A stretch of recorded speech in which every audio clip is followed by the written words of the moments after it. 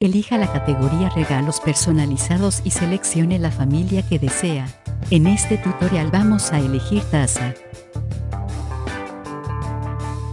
Seleccione la taza que desea y clique en Empezar ahora.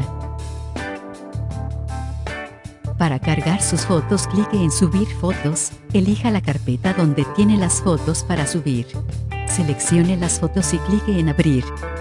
Arrastre la foto para la caja y ajuste el posicionamiento, coloque efectos y ajuste el color.